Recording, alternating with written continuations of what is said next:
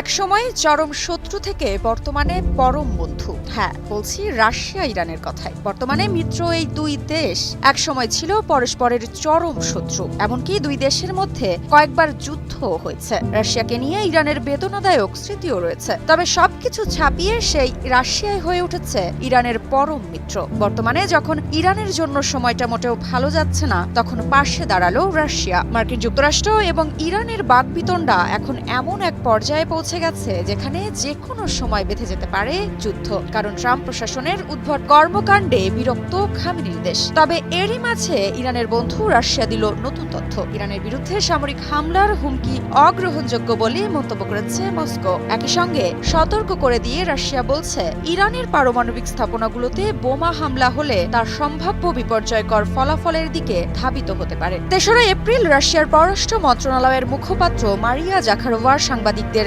সঙ্গে আলাপকালে এই হুঁশিয়ারি দেন।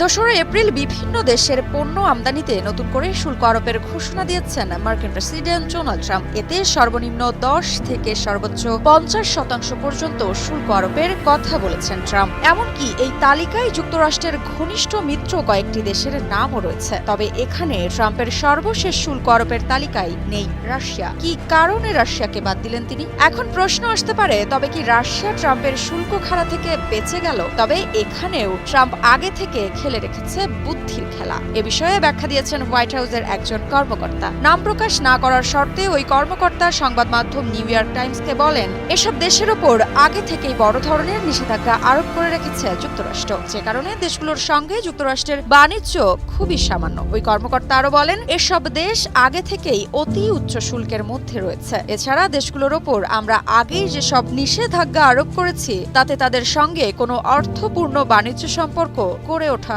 সম্ভব নয়।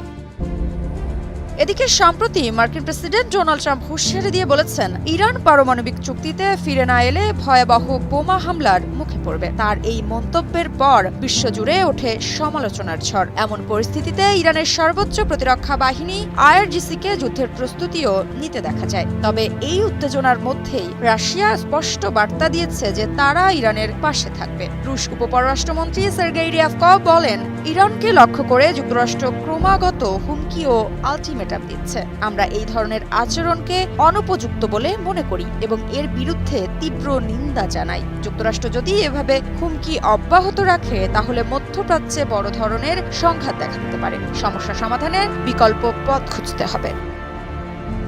টানা ৭ম-বারের মতো বেস্ট টিস্যু পেপার ব্র্যান্ড হিসেবে স্বীকৃতি পেয়েছে বসুন্ধরা টিস্যু। ইরানের পারমাণবিক কর্মসূচি ও বর্তমান পরিস্থিতির বিপদ সম্পর্কে জানতে চাইলে রাশিয়ার পররাষ্ট্র মন্ত্রণালয় বলছে, ইরানের পারমাণবিক কর্মসূচির সমাধান খুঁজে বের করার বিষয়ে প্রতিশ্রুতিবদ্ধ মস্কো। তেহরানের শান্তিপূর্ণ পারমাণবিক শক্তির অধিকারে সম্মান জানায় রাশিয়া। মস্কোতে সাংবাদিকদের সঙ্গে আলাপকালে মন্ত্রণালয়ের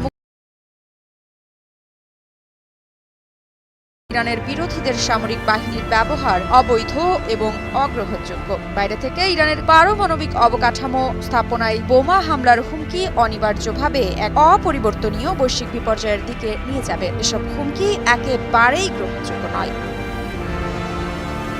পশ্চিমা বিশ্বের শক্তিধর দেশগুলো অভিযোগ তুলেছে, ইউরেনিয়ামের উচ্চ মজুদের মাধ্যমে পারমাণবিক অস্ত্রের সক্ষমতা গড়ে তোলার গোপনীয় এজেন্ডা বাস্তবায়নে কাজ করছে ইরান। যদিও তেহরান বরাবরের মতো এসব অভিযোগ অস্বীকার করে বলেছে, তারা কেবল বেসামরিক পারমাণবিক জ্বালানি শক্তি কর্মসূচি নিয়ে কাজ করছে। তেহরান বলছে, তার পারমাণবিক কর্মসূচি পুরোপুরি বেসামরিক জ্বালানির উদ্দেশ্যে। চলতি বছরের জানুয়ারিতে রাশিয়া এবং ইরান ব্যাপক কৌশলগত অংশীদারিত্ব চুক্তি স্বাক্ষর করে। চুক্তি অনুযায়ী যদি এক পক্ষ আক্রান্ত হয় তাহলে অন্য পক্ষ আক্রমণকারীকে সহায়তা করবে না। ইরানকে দেওয়া মার্কিন হুমকির নিন্দা জানিয়েছেন রাশিয়ার উপপররাষ্ট্রমন্ত্রী সের্গেই রিয়াভকভ।